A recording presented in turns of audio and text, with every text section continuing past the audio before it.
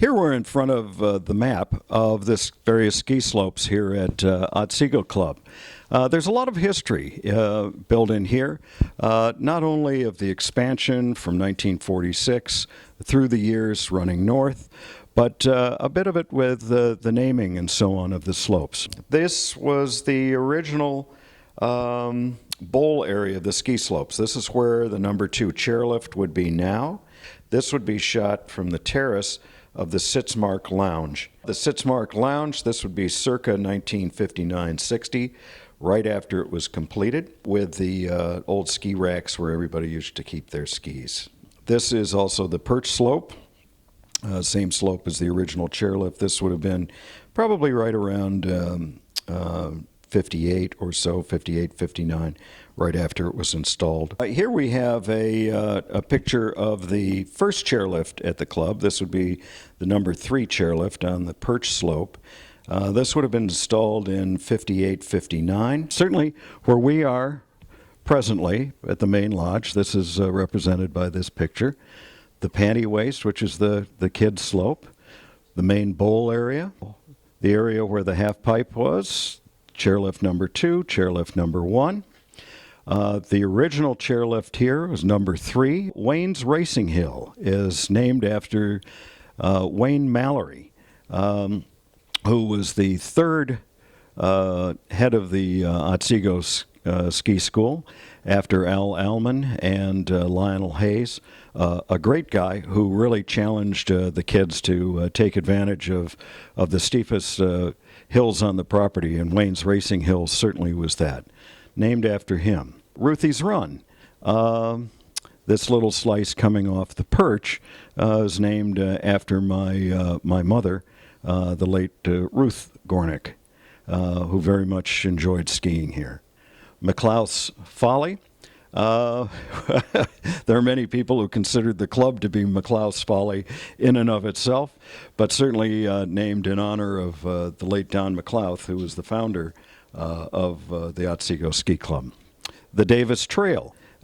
This was named after Jack Davis, who was a very good friend and business associate of my dad's, and was originally a minority shareholder here with my father when he purchased it.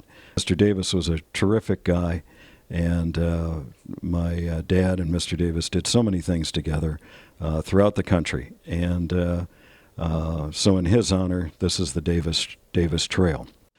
Keith's Cut was a swath cut through a bit of the woods in the north part, or the upper part in the north part of the perch slope, chairlift number 3.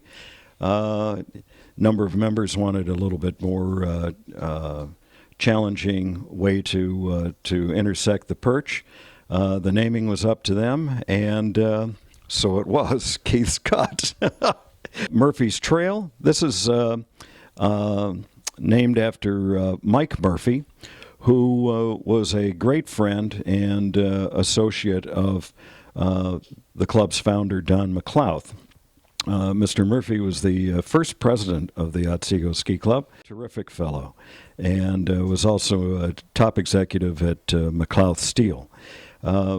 Certainly, without Mr. Murphy and Mr. McLouth and a number of others, this wouldn't have happened. So the Murphy's Trail is absolutely apropos, and there's still members of the Murphy family who are members of the club to this day.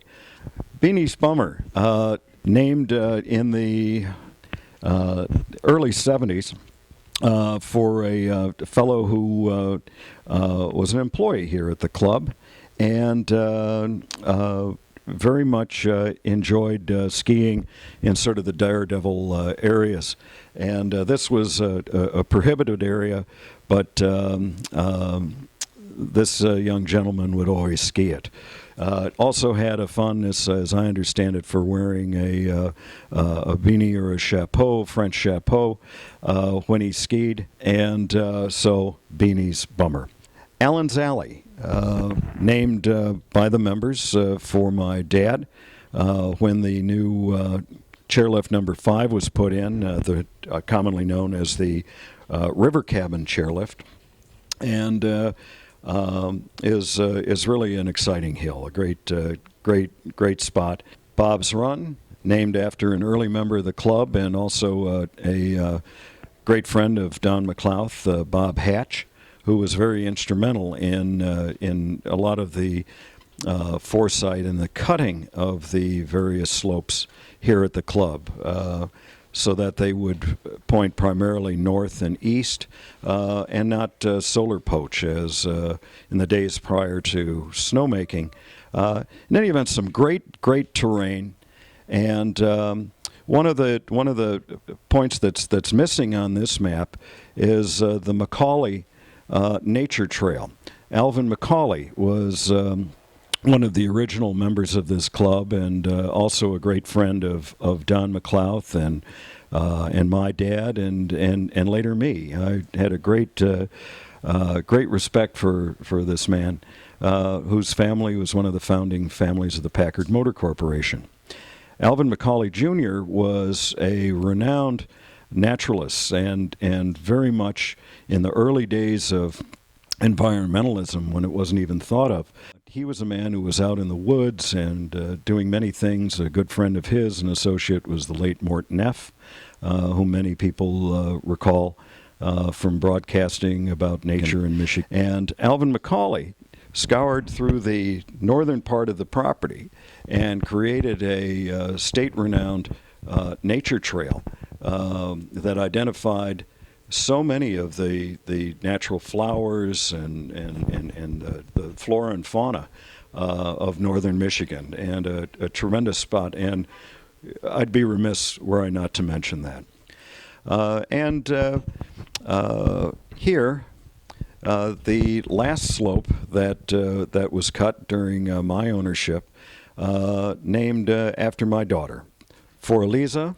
That's the German pronunciation of For Elise, and also the title to one of Ludwig van Beethoven's great symphonies.